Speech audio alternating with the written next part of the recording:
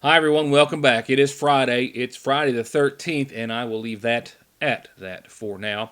Regardless, we're certainly glad to have you with us. Glad to see the sun shining. A pretty nice day weather-wise out there. A beautiful day out there weather-wise after, of course, the storms that rolled through last night and caused a lot of flash flooding issues that we'll take a look at in just a few moments.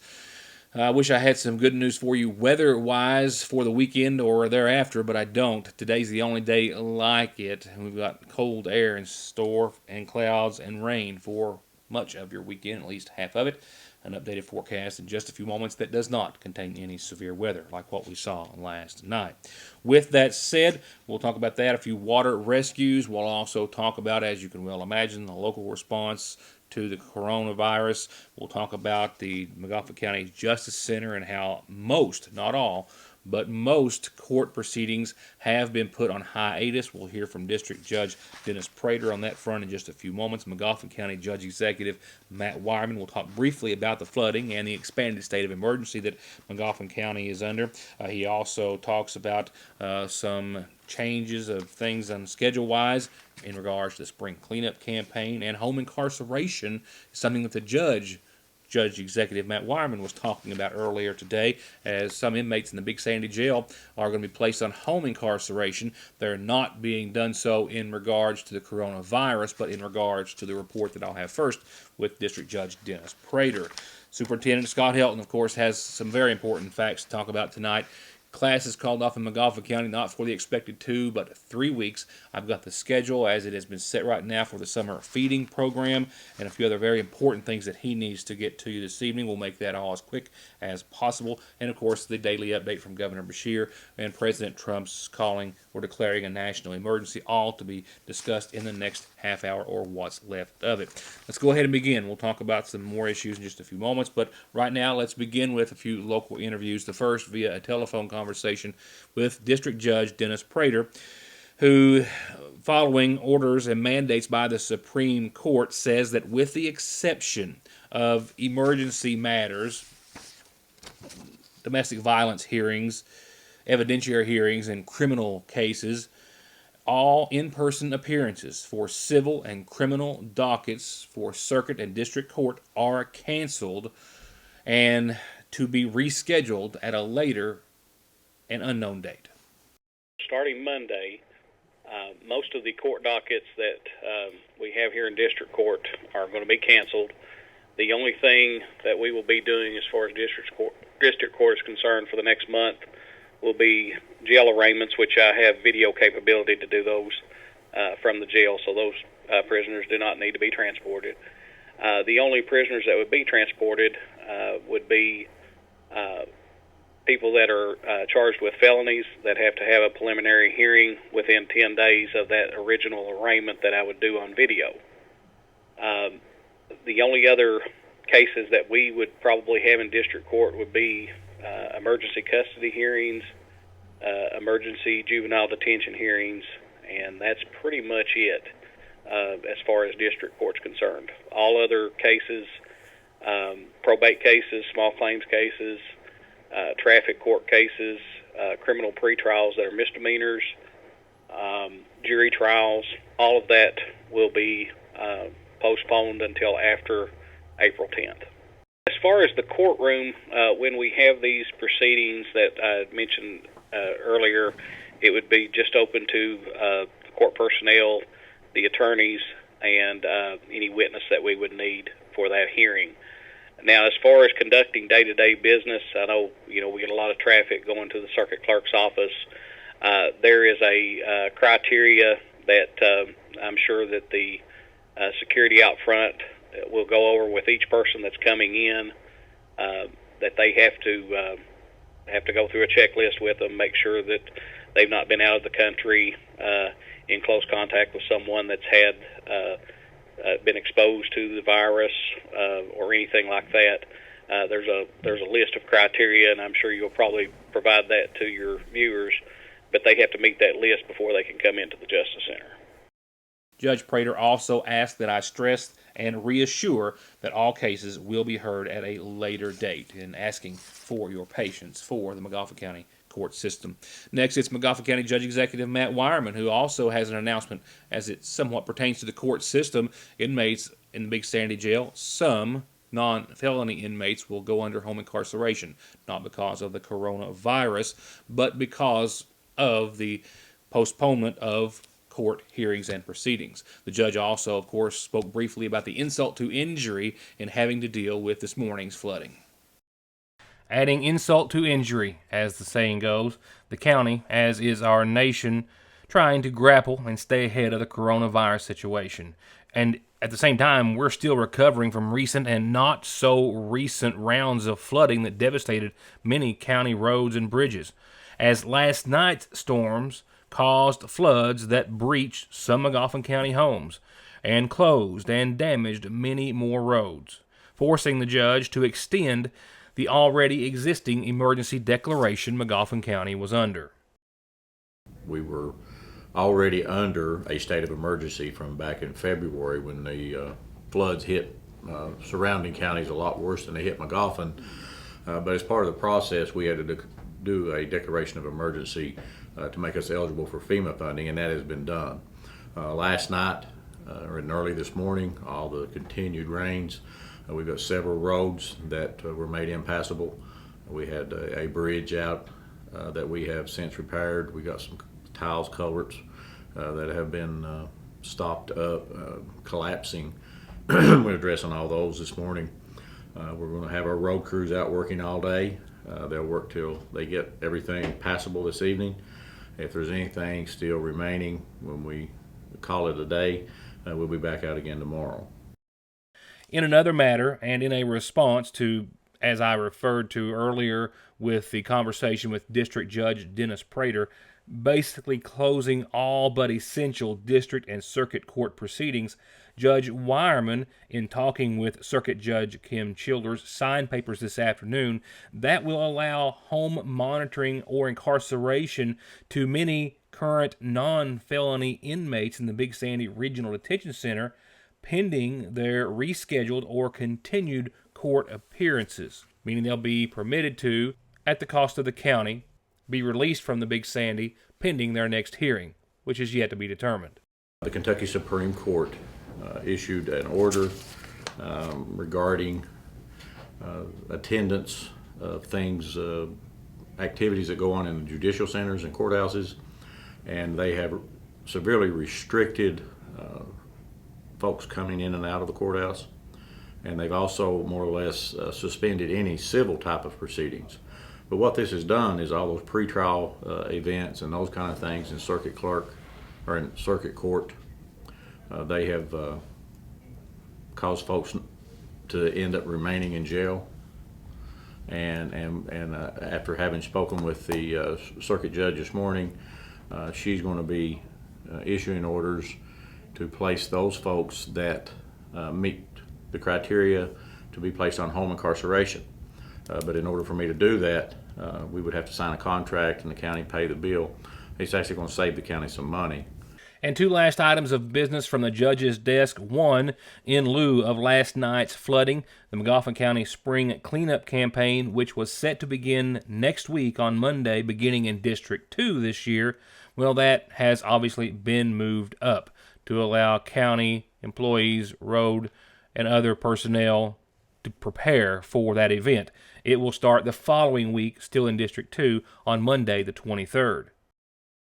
And lastly, following the recommendations of Governor Beshear to limit group gatherings, they will limit next Tuesday's session of the Mcafee County Fiscal Court to just members of the Fiscal Court and the media. The meeting will be live streamed. It will also be recorded and posted on the county's website or page, and of course seen here in its entirety and in a follow-up report. And real quickly, going back to the topic of flooding, 2 water rescues done earlier today in 2 separate parts of Mcafee County by the Mcafee County Rescue Squad and EMS personnel. One was actually a local firefighter who I would very well imagine set a serious precedent as what not to do, a reminder of what not to do at least.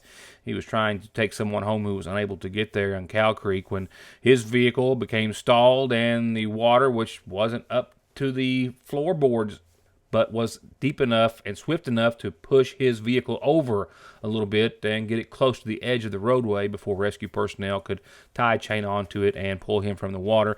And at least one other motorist, this I believe in the Meadows area of Route 7, that motorist too trying to navigate waters when their vehicle became stalled and had to be helped from their vehicle via the swiftwater rescue boat from the Mcafee County Rescue Squad. It is a saying for a reason. Turn around, don't drown. A mere few inches of water, even though we've all attempted it at some point in our lives and been successful, but not every time. And you just never know what's underneath. But a few inches of water can cause that vehicle certainly to pick up, move, float off, drift, and even stall, as we have been reminded today. And next in this segment, Superintendent of Schools Scott Helton says that Mcafee County will be out beginning on Monday for the next 3 weeks, and that they will, of course, reevaluate spring break, which is set for the week after.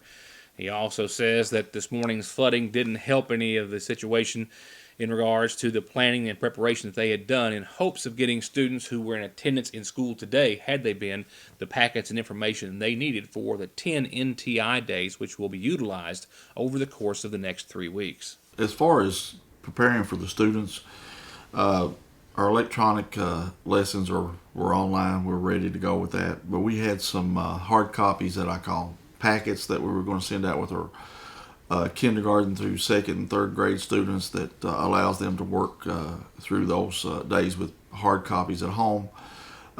So that was the goal today. But by 4:30 this morning, that had to change due to the flooding.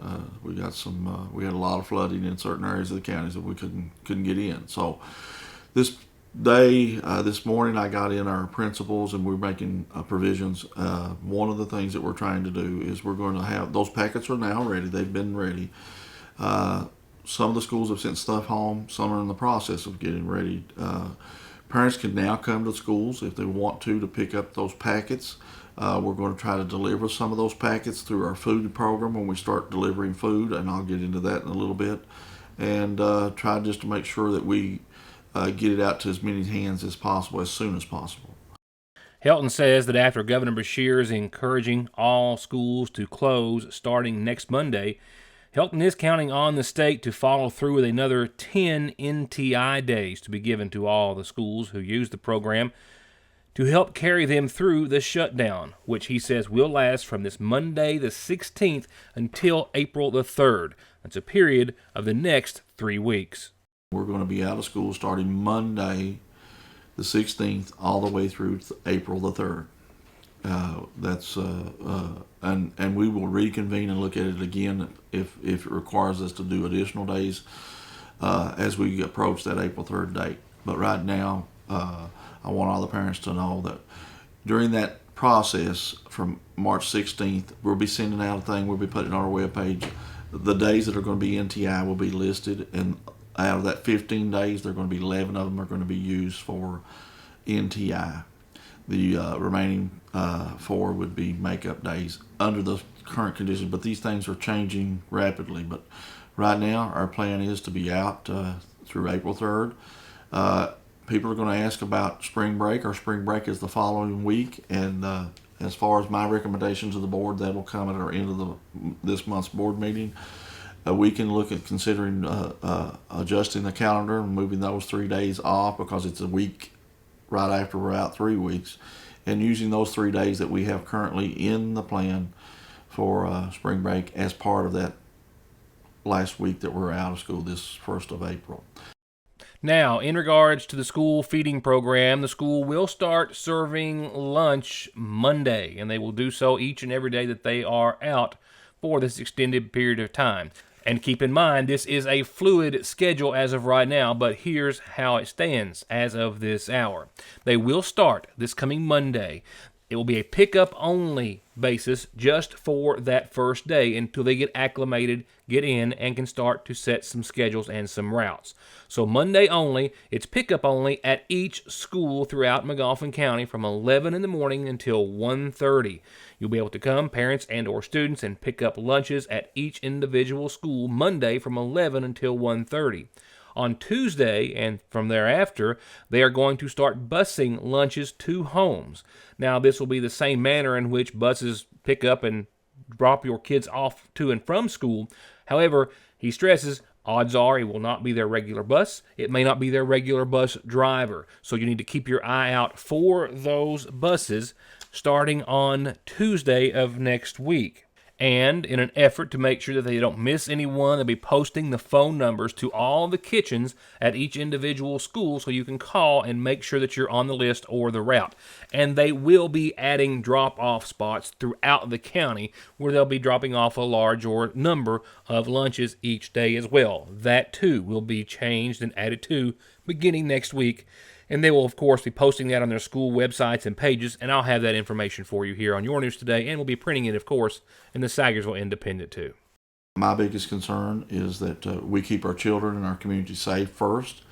Second, we keep them fed. And then third, we try to educate.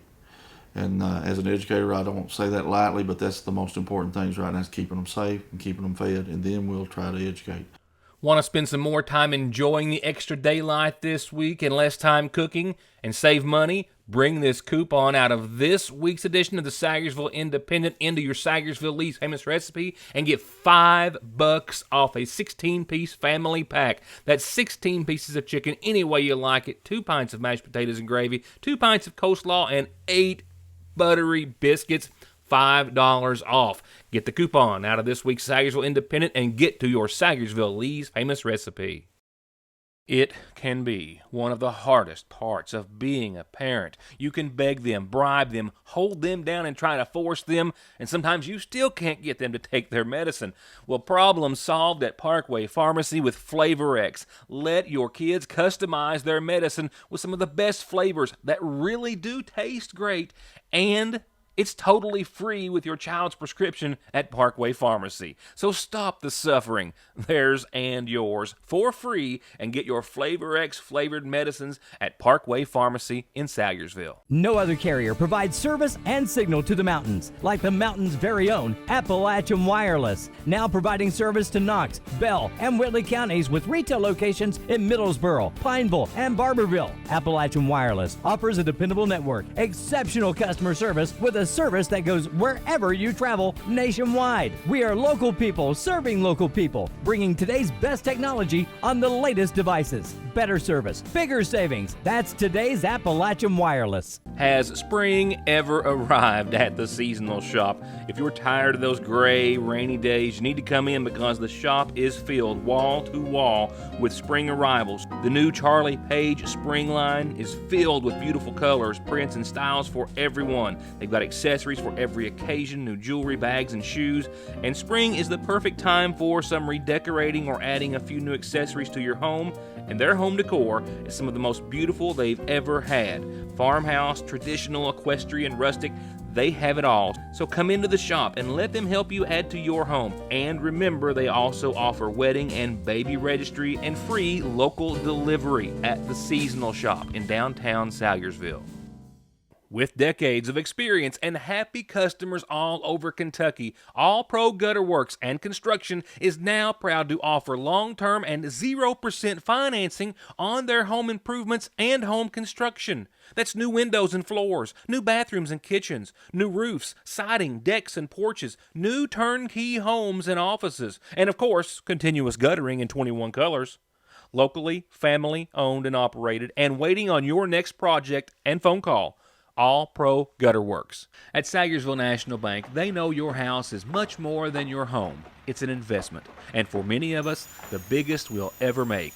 And whether it's for needed repairs and maintenance, or a new addition or renovation to give you some more room and more equity, let Sagersville National Bank deal with all the financial work and worry. Real and real competitive, hometown, homegrown, home improvement loans at Sagersville National. Mcafee County Heating, Cooling, and Refrigeration with professional, licensed, and certified commercial and residential service technicians that can maintain and repair all manufacturers with new and old installation and financing available. Serving Mcafee, Morgan, Lawrence, Martin, Johnson, Floyd, and Breathitt counties. Mcafee County Heating, Cooling, and Refrigeration, 349-1058 or 225-6779. If your spring projects include gravel, rock, sand, or drainage pipe, your dollar will go farther at Tomahawk Feed and Farm Supply here in Sayersville. It's always in stock and ready for pickup and delivery. And now there's 2 locations for all of your feed and farm needs. Tomahawk has the region's largest inventory and lowest prices on all pet and livestock feed, gates, fencing, and everything your farm needs. In Sayersville off 114 at Red Light number 3, and in West Liberty on Liberty Road behind the Ford store. Tomahawk Feed and Farm Supply. Next, an update from the governor. The morning and afternoon updates shedding new light on new information in regards to the coronavirus. And of course, that was followed as well by the president today making the national declaration. The University of Healthcare earlier today announced that their first COVID-19 patient has fully recovered and has been discharged from the UK Chandler Hospital and has been sent home and is in good health. Meanwhile, another county added to the list as well this morning as the Montgomery County Health Department confirmed their first case of COVID-19, as was confirmed by LabCorp. The governor this morning announcing that results were now going to be coming from separate labs across the state, which I believe indicates that we will start to see more positive and negative lab results as more tests are going to be done beginning, well, very, very soon, as they already have, actually. The governor also recommending this morning, among other things, that state health officials do not recommend testing for individuals who do not have symptoms. Governor Beshear made those and other remarks in his morning update, saying at that time, Kentucky, with a case confirmed last night after I left you, was up to 11 positive cases out of 118 tests, with the rest becoming or being negative. In conclusion, as Mcafee County Judge Executive Matt Wireman also said last night, the governor today reiterating that closing our senior citizen center was of extreme importance. So Kentucky currently has 195 senior centers and senior nutrition sites statewide that prepare about 8,000 meals a day. The senior centers provide 4,800 meals to seniors on site, and about 3,200 receive home-delivered meals. Due to the recommendations of the CDC for social distancing, because these are the most vulnerable, we are recommending temporary closure of all of our senior centers to in-person activities. Area agencies on aging and independent living have submitted plans already to modify their delivery of meals. We're going to do everything we can to either deliver them at home to these seniors who rely on them, or through drive-through meals at senior centers.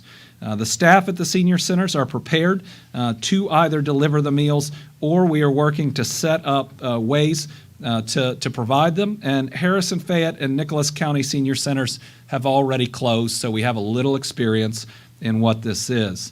So the Department of Aging and Independent Living is able to transfer 19% of meal funds already to a home delivery setting, but I'm going to use our state of emergency to fund whatever other part that we need to try to provide every meal that would have been provided to a senior at a senior center and make sure they get it one way or another. But for those related to these seniors, also do what you can to make sure that their needs are being met. Beshear also announced that KEME, that's Kentucky's employer insurance program, will replace wages for all Kentucky first responders and medical personnel who are quarantined and lose those wages from their employer as a result. And he also said that all state boards and commissions have been ordered to cancel all in-person meetings and teleconference those meetings when available. And then later, just a few moments ago, in his 5 o'clock update, just a few new details. The governor updating the total of Kentucky cases to 13 at this time, saying that 29 tests were done today, and a total of 13 are now confirmed to be positive here in the state of Kentucky. He also did confirm that there were 3 separate labs doing testing at this time in the Commonwealth. While in closing, he asked everyone to follow the rules and guidelines that have been put in place to help reduce the number of cases that we're going to see. And also this afternoon, coming the national declaration, President Trump today declaring a national emergency. In doing so, announcing partnerships with several companies to expand as exponentially and as quickly as possible testing capabilities, saying that he does believe that this will pass as far as the coronavirus crisis is concerned. The president also said that he would be tested himself for COVID-19 in the coming hours or days after he had been in contact with some individuals who have been self-quarantined or may have tested positive for COVID-19. As for the national declaration, that means that the president will enact the Robert Stafford Disaster Relief and Emergency Assistance Act, which basically gives the national or federal government rather access to $50 billion in funds to use as they see fit to try to fight this battle. The president also declared another emergency under the National Emergencies Act, and that allows the Department of Health and Human Services to waive certain, not all, but certain guidelines related to Medicaid and Medicare and SHIP according to their needs to address the coronavirus. He also announced that he would waive interest on federally held student loans, and he also says that he was making moves to prop up energy markets by directing the Department of Energy to immediately buy as much oil as possible. I'll be right back. Need an oil change? Are your brakes shot? Are you ready to turn the wick up on your diesel or lift up and accessorize your 4x4? Or get that dent fixed once and for all? Then call the professionals at Black Smoke Performance for all of your maintenance needs and auto body repair, from insurance collisions to full restoration projects. Black Smoke Performance on May Drive in Dixie of Sagersville, 3498785. Hey everybody, you've got to check out our pet of the week. This is Reuben. He is as cool as he is handsome. Reuben is an indoor cat that used to live in a home with 3 other kitties. He weighs about 7-8 pounds, and he's about a year, maybe 2 years of age. And if you would like to rescue this sweet boy or give him a forever home, please visit the Johnson County Animal Shelter or call 606-789-7387. Our Pet of the Week, sponsored by Dr. Tom Abel of Able Eyes in Lexington and at ableeyes.com. At work, we do a lot of live shows with crowds. I used to sit up there and not really know who was looking at me. I was finally tired of contacts and glasses, tired of paying for contacts, and I just decided I need to get these eyes fixed. Able Eyes was great. If someone asked me if they should get LASIK, I would absolutely recommend it. At first, like many people, I'm hesitant, but after going to Able Eyes and they walk me through it, I know that it's a quick and painless process, and I recommend going to Able Eyes. They were the best. Right now, you can take advantage of their lowest prices of the year at $1,800 per eye. Creekside Stitching and Feed is the place to go for all of your custom embroidery needs. Shirts, caps, jackets, and more. And they've got the best prices on value-packed dog food, blue ribbon beef mix, kickin' chicken, and shell and cracked corn. And premium quality gates, hay rings, and bunk feeders, plus metal carports and garages as low as $1,400 installed. For all of your embroidery, feed, and farm supplies, Creekside Stitching and Feed. 1 mile up Bear Branch off of Route 30. Don't drive or let your family drive in this or this before doing this. Stopping at Conley Tire in Staffordsville for brakes, oil, alignment, and of course, tires. Thousands of tires in stock every day to fit anything with 6 months no interest financing and over 33 years of quality service with a smile. Conley Tire in Staffordsville. SSI and disability cases are harder to win these days. You need all the help you can get. If the government has turned you down, I will not.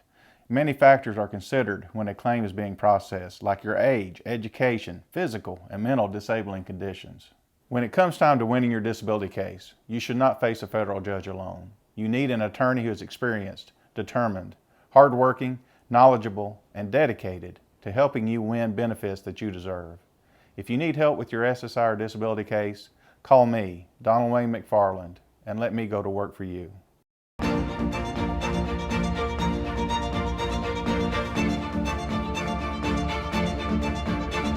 I'm Dr. Jason Zimmerman at Highlands ARH. the healthcare system of Appalachia.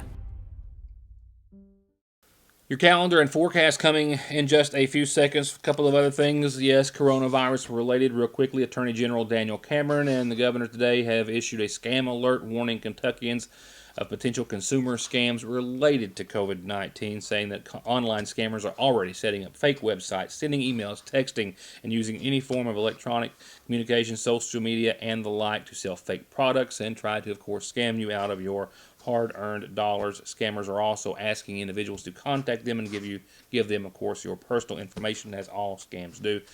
They're asking that you be very, very aware of those at this time. Appalachian Regional Healthcare has implemented measures recommended by the American Healthcare Association. They are in their or throughout their chain of hospitals and clinics, limiting one visitor per patient. Patients and visitors must have their temperature taken and be screened upon entering those hospitals and facilities, and I suspect all other medical facilities will be following suit. And meanwhile, the flu is rolling on and has claimed right now 22,000 deaths across the nation. 36 million people have been sickened by the flu, and 375,000 have been hospitalized as a result of influenza. A couple of quick reminders and announcements on tonight's Mcafee Farm Bureau Community Calendar.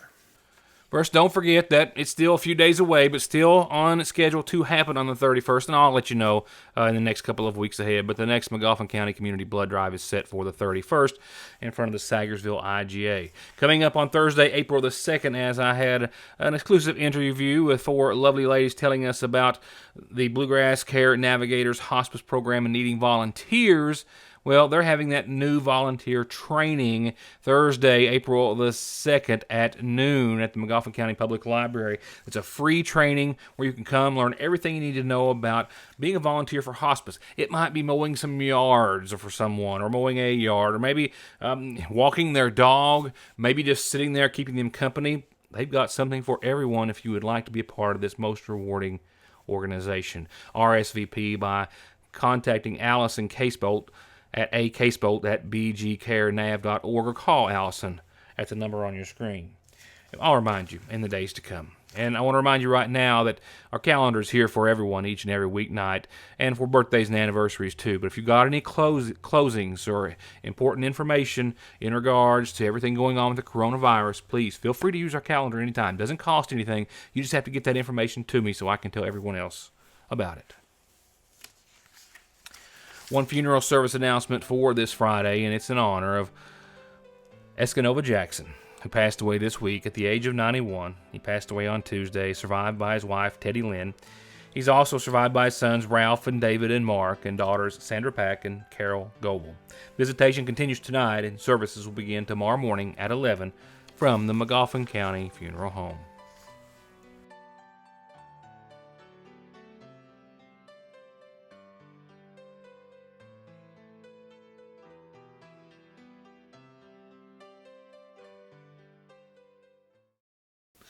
And lastly tonight, your Licking Valley RACC Outlook. We had severe storms right at around the 1 o'clock hour is when they really started to roll through and put down some big rain, a few inches in a very narrow window. The flash flooding, of course, that you saw earlier, a direct result thereof.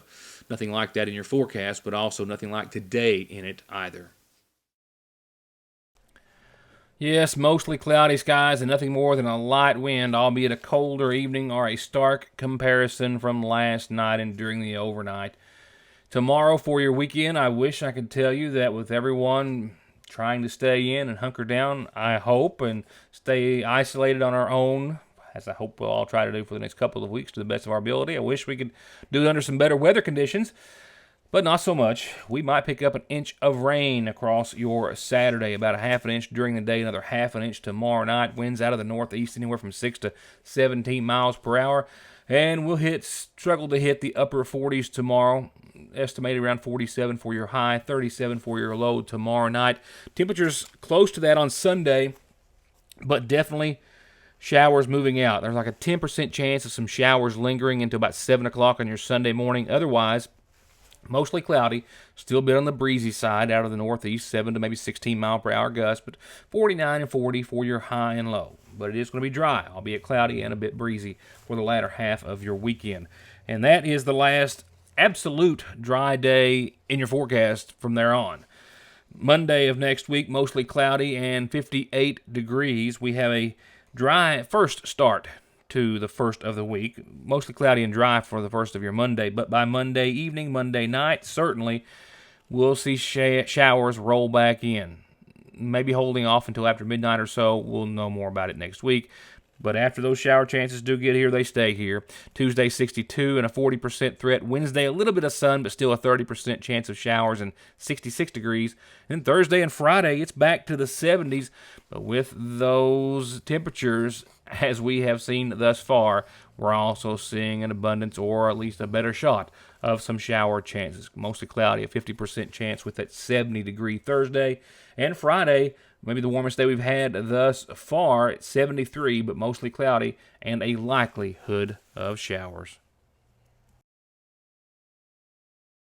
And as I leave you for the weekend, a weekend unlike any other ever that we have experienced, we urge everyone to wash your hands, use some common sense, good hygiene, some of that social distancing will be good for us all. We hope that everyone is better, safer, and a little more reassured, as I hope the nation and world is, when I see you back here next time, Monday, for more of Your News Today. Thank you, and good night.